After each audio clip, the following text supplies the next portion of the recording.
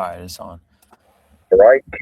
Shalom, shalom. First and foremost, we'd like to give our praise and glory to Yahawah, BAHASHAM, Shalom, YAHAWASHI, BAHASHAM, Bahasham, BAHAWAH. Bahasham.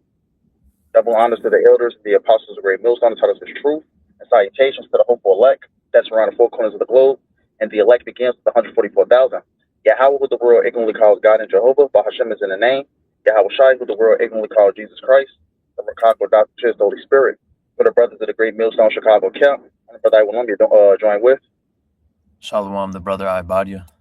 I'm back at you, brothers and sisters at the Household of Faith of the Hopeful Righteous Elect with another lesson. And Lord, when we hope this lesson be edifying to the spirit and power of Yahawah Shai. Once again, we hope this lesson is edifying. Just really going over an overview of Daniel's the seventh chapter. I believe, we did it, what's that, about 7, 8 months ago? Really touching upon, the four kingdoms that was wants to be here on the planet Earth, man. And majority of Daniel's the seventh chapter took place, what's that, all the way up till you get to what's that, Daniel 7 and 9.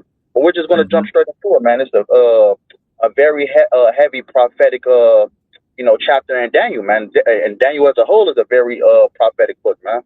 But let's jump straight into it, brother.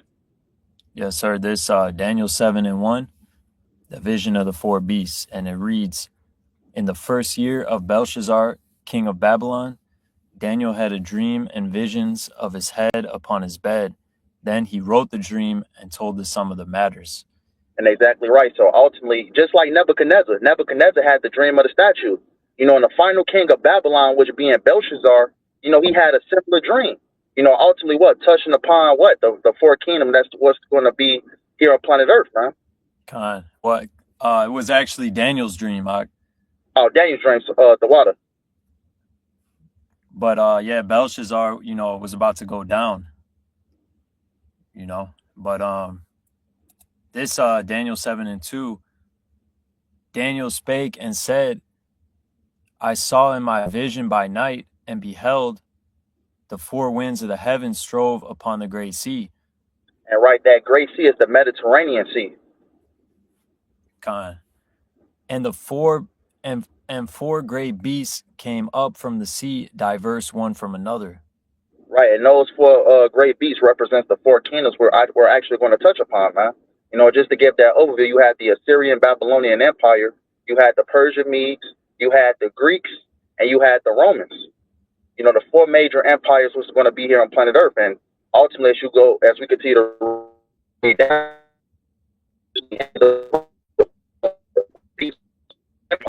we're going to Kind the beasts represent empires and kingdoms, like the brother said. This verse 4. Hey, let me see. You there? You might can you turn your camera off, because it's the connection's kind of bad. Okay. Like I can't really hear you too well, just for when You hear me now? Yeah, Okay. yeah, I can hear you now. This verse 4, and the first was like a lion and had eagle's wings. It says, I Right, that beheld. Yeah. the griffin. You can actually, if you can, you can actually, on your side, you can actually just pull up a picture of a griffin. Mm-hmm. So that's a lion with eagle's wings. Hold up.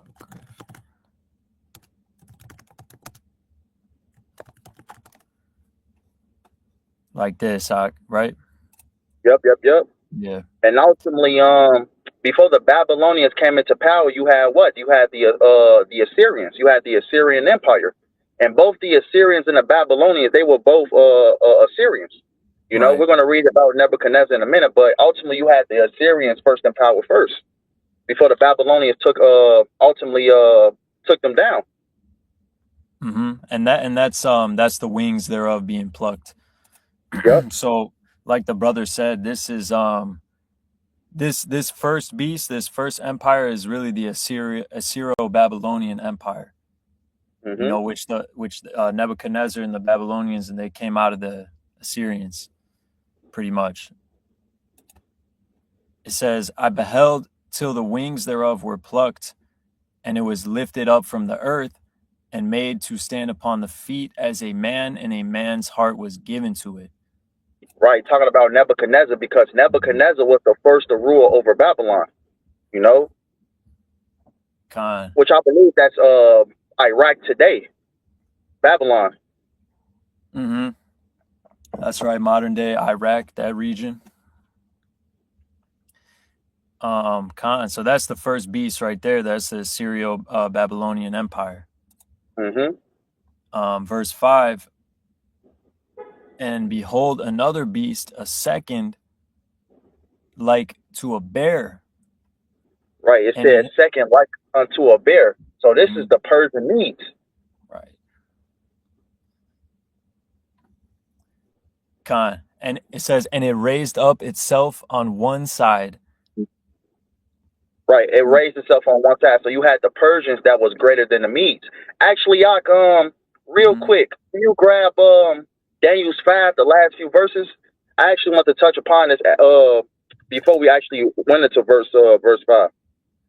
Mm-hmm. Because this is a very important point of what happened towards the end of the Babylonian Empire. Khan. So this is Belshazzar's feast. And if we go down, where do you want to just get the last few verses how I talked about Tekel? Khan. Daniel 5:30. In that night was Belshazzar the king of the Chaldeans slain, and Darius the Median took the kingdom, being about 62 years old. Right. So you had Darius the Mede. And as we jump into verse 5, it says what? One, raised up himself, greater than the other. Because you had the Persians and you had the Medes. But ultimately you had Darius the Mede ultimately take down Belshazzar, as we read in verse 1. Belshazzar being the final king over Babylon, ancient Babylon. Ultimately you had Darius the Mede take Belshazzar out of power. And as you read Daniel's the 5th chapter, it was a hostile takeover. When Darius the Mede ultimately stormed the Babylonian Empire. God, it was a quick takeover. Mm-hmm. And just a side note, that's how you can differentiate Babylon the Great and ultimately what? Ancient Babylon. Because we know that Babylon the Great, this is another lesson for another day, but I have to throw this out there. We know Babylon, ancient Babylon, it was a hostile takeover. You can actually go, to Iraq today, which ultimately, where the Babylonian Empire was. But we know how Babylon the Great is going to go out. It's going to go out by the way of fire, man. That's right. So Babylon the Great is associated with a lot of destruction. That's right. Like we just read right here, Daniel 5, ancient Babylon, it was a quick takeover. When Darius, the Median took the kingdom, it basically all happened in that night. You see? Mm-hmm. So that shows you that Babylon the Great is talking about something different from ancient Babylon, which is it's talking about America. And right, and modern day Babylon today, which is Iraq, is still inhabitable with people. Exactly. So it says back in Daniel 7 and 5, we're still on the second beast. So it says, and it raised itself up on one side, which was the raised Persians. itself up on one side. Yep, the Persians were greater than the Medes. And it had 3 ribs in the mouth of it, between the teeth of it. Right, so you ultimately had the Persian Medes take down Babylon. It took down Babylon, it took down Egypt, and it took down Lydia. Those were the 3 ribs. Right. That first going in every direction. Babylon. Yep. Because I believe the Persian Medes had over 127 provinces. You can read about that in the book of Esther. Let me see if we could actually pull up a map real quick. Because when it says the 3 ribs, they basically went to the north, the west, and the south. Yep, conquering. Like you had what was the 3, Ak? You said it was Babylon first, you had Egypt, you had Lydia. Right. Okay, the water. So the 3 ribs in the mouth of it, between the teeth of it, and they said thus unto it, arise, devour much flesh.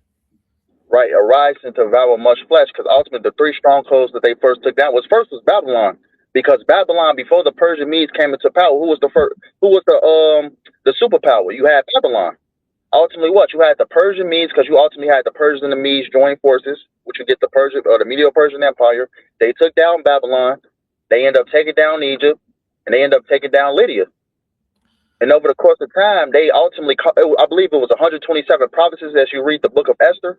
You know, when the Persian Medo-Persian Empire was established. Yeah, they devoured much flesh. So like I was trying to show them the map real quick. It's all good. But this Daniel 7 and 6. So now it's to the third beast. And after this, so just to recap it, ancient Babylon, Assyrio-Babylonian first beast, Medo-Persian Empire second beast, third beast is about to be the Greek Empire. And it says, Daniel 7 and 6, and after this I beheld, and lo, another like a leopard. And that leopard... Right, that leopard. Yeah, that leopard is talking about Alexander the Great. You know, who was the first over Greece. You can have that first Maccabees, the first chapter on deck too. Khan. You want it right now? Khan. Yep. First Maccabees 1 and 1.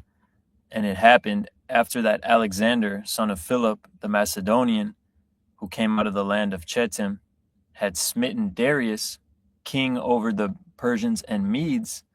Right, and I believe this is Salakia, Big Og. I believe this is Darius the third, if I'm not mistaken, the last king over the Medo-Persian Empire, who Alexander the Great ultimately slayed. Khan. It says that he reigned in his stead, the first over Greece. Right, the first over Greece, and this was the first, and this is very important. This was the first, major rule of the Edomites.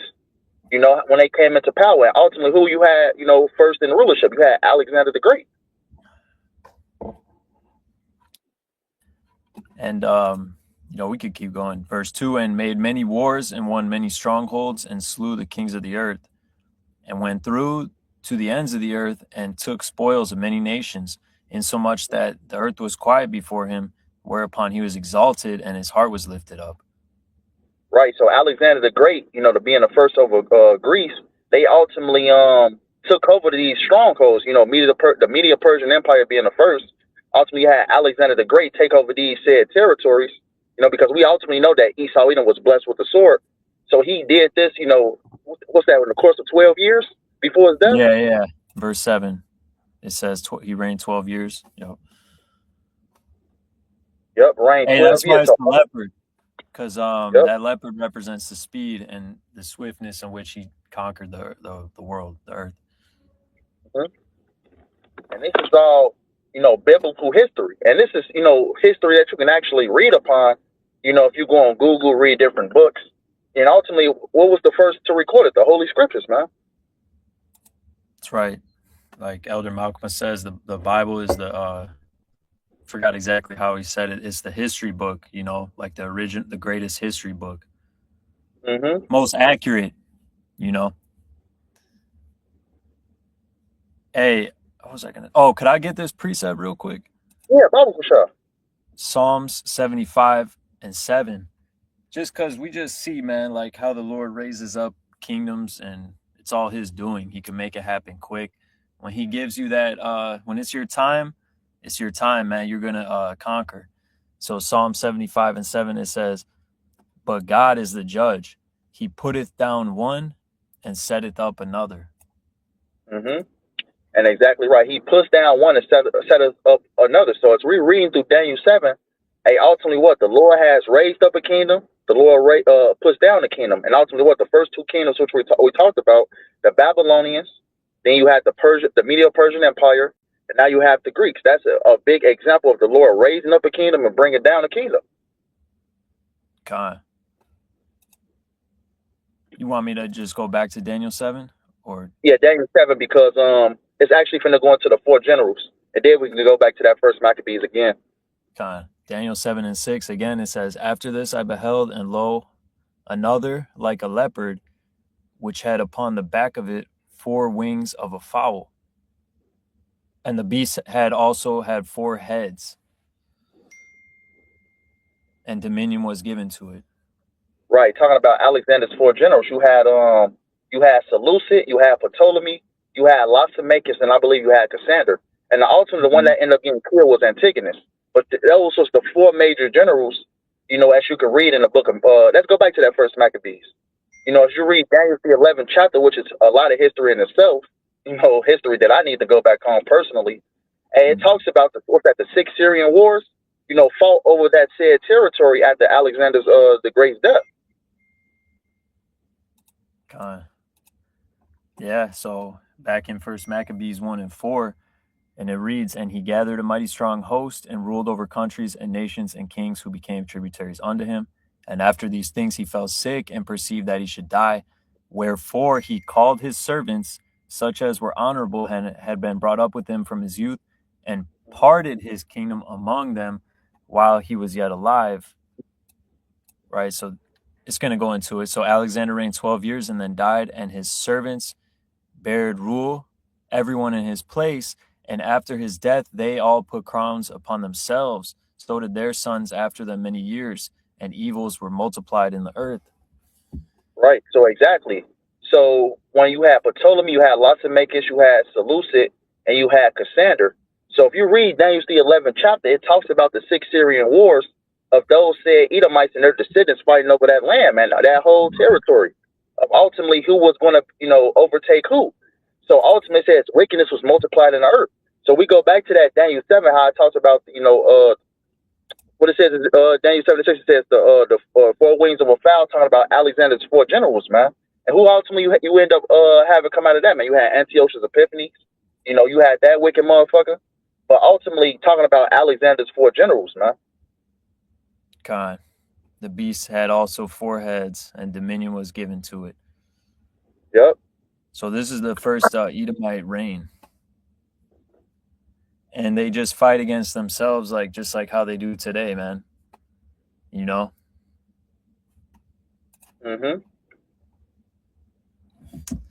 The British versus the Germans, the Americans versus the Russians.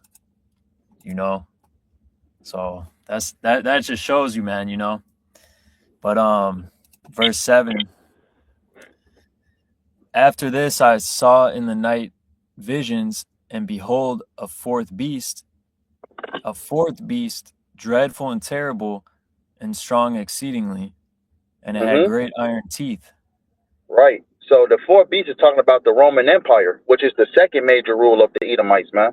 You had the Roman Empire. It says it had great iron teeth, because ultimately, I believe Rome instituted iron within its military. Rome had a mighty military, because ultimately, we know that Esau was blessed with the sword. So ultimately, Rome was a force to be reckoned with. Mm-hmm. Right. It devoured and brake in pieces and stamped the residue with the feet of it. Mm-hmm. So Right. yeah, So ultimately, Rome was conquering. Right. Even more than what the Greeks did. And they're the same people, obviously, are Edomites. But Rome had more military might than the Greeks. They're both the same people, but ultimately Rome, was stronger. Mm-hmm. And it was different, but it's going to go into it. It says, and it was diverse from all the beasts that were before it, and it had 10 horns. Right. I believe is it first? I believe is it first or second Maccabees? How it talks about I forget which chapter. It's either 8 or 15. It had a center house. I got you, bro. It's First Maccabees 8. 8. Okay, come.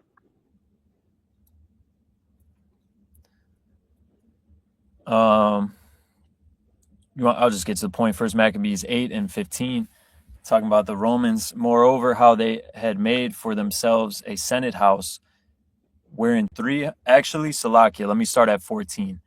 Mm-hmm. This basically talking about how the Roman Empire operated. It says, yet basically they didn't have a king. So verse 14, First Maccabees 8 and 14. Yet for all of this, none of them wore a crown or was clothed in purple to be magnified thereby. Moreover, how they had made for themselves a senate house, wherein 320 men sat in council daily, consulting always for the people, to the end that they might be well ordered. Right. So, just to make this point real quick, how just like Rome had a Senate house back then, where you had Caesars. America has a because we know that America is the second leg of the Roman Empire. America has a Senate house where we have what presidents. Where people actually elect presidents. The same thing was happening in Rome back then. You had Caesars. You had Right. Augustus Caesar, Julius Caesar, and today you have what? You have what they would call presidents. So Rome had a Senate house. Right. Just not like because kingdoms beforehand you had kings, you had heirs to the throne. So but Rome was different. Rome had a Senate house. They didn't have a king, sort of say, as the brother YAHAWAH said. Con, verse 16, and that they committed their government to one man every year, right? Like a president today for Rome today, which is America. So show you the parallel.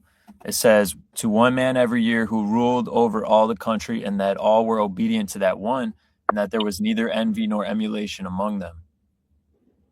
Mm-hmm. Yep. That was the point. Con. And ultimately, the Edomites got this concept from the actual Romans, who were, Japhetic people. Yep. The whole Senate house and everything. But, ultimately, they ended up corrupt the Caesars, right? Because in Maccabees 8, right here, where it talks, it talks about there was neither envy nor emulation among them. But when the Edomites really corrupted everything, there was nothing but, envy and emulation, like among the Caesars and stuff,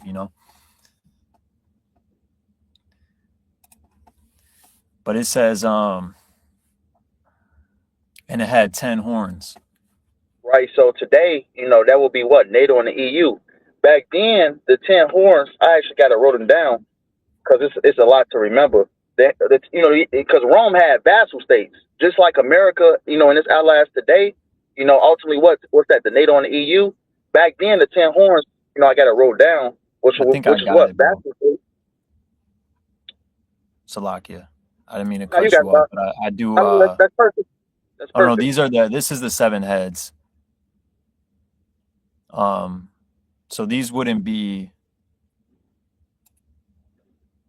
This gives you the modern names, which is what Belgium, Denmark, France. But originally, you got the Anglo-Saxons, you got the Franks, the Visigoths. Just to name a few, you got the Ostrogoths, the Visigoths, the Heruli, the Vandals, the Lombards, the Suevi, the Alemanni. I know I'm probably missing like 2. The Anglo-Saxons, the Franks, the 10 horns, the vassal states back then that was ultimately, subjects under Rome. And today, it's more countries today, but ultimately we know that's falling apart. It's more countries today that was ultimately, tied to America. Con. And I think we can make this point just to clarify that the 4th beast, the Roman Empire, is still in effect. So it's really a 2-part empire, and to get that, you got to go to Revelation, where it says the beast had his deadly wound healed, basically came back through the Renaissance period. So it's the same 4th beast, and that's why it has the same structure as ancient Rome, where NATO today would be, the 7 heads back then, and the 10 horns today would be these European nations that it lists right here. Right. So you can understand. It's the same thing. Right. Yep, and there's more countries tied to America today, but the original 10, back then, as we had mentioned, you got today you got Belgium, France, you got the Netherlands, Italy, Luxembourg. What's that? Germania Major, Germania Minor. But you have more that ultimately, is in league with America. But like I mentioned before, that is starting to fall apart as we continue to read. And we might have to stop at verse 9 because I don't think we have enough time to go through the whole chapter, but we could do like a 2-parter maybe. Yes, sir. Yep. This Daniel 7 and 8. All right, that 4th beast. I considered the horns and behold, there came up among them another little horn. Right. And as you was looking, Salakia, just as you was mentioning, Rome is a 2-part kingdom, because as as we was talking about, Rome, went down, and ultimately Rome came back during the Renaissance period. What is that little horn? That little horn is America, ultimately coming back in the form of the Roman Empire, the second leg of the Roman Empire in the form of America, which is that little horn. That's right.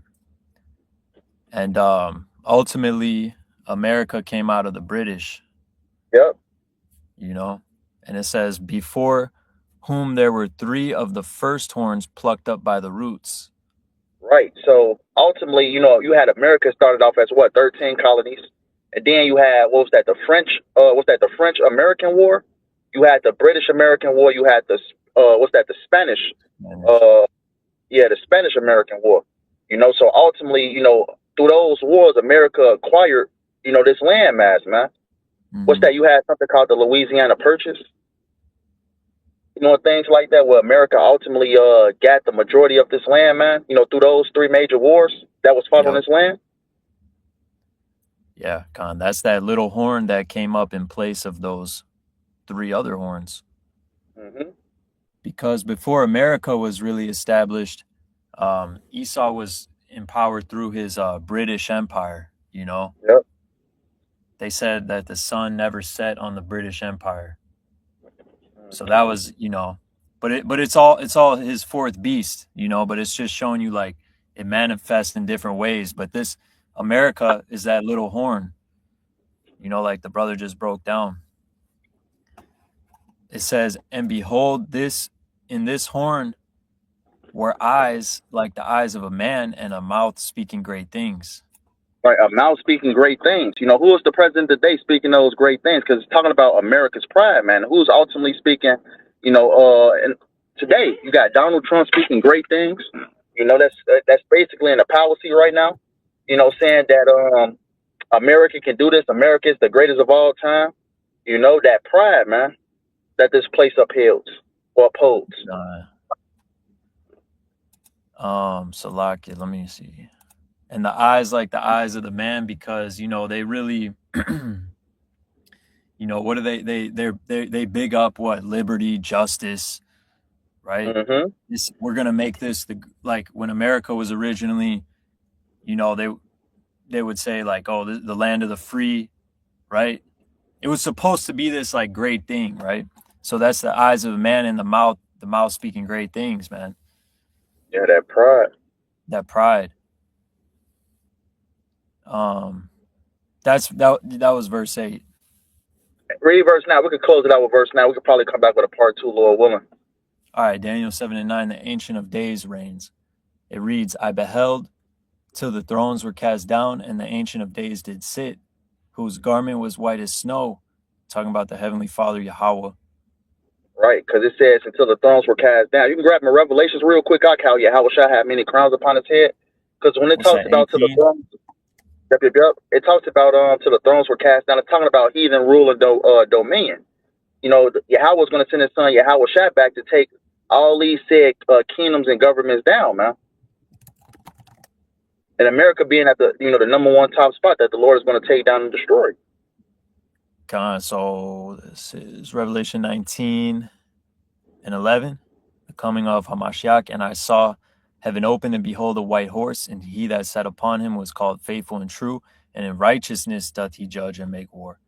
His eyes were as a flame of fire, and on his head were many crowns, and he had a name written that no man knew but he himself. Right, point being that ultimately Yahawashi is coming back to take down these said kingdoms and rulerships, man. These different governments. The Lord is going to strip their rulership away. The heathen rule and dominion, the Lord is going to strip away. The Lord is going to take down, beginning with the Edomite power structure.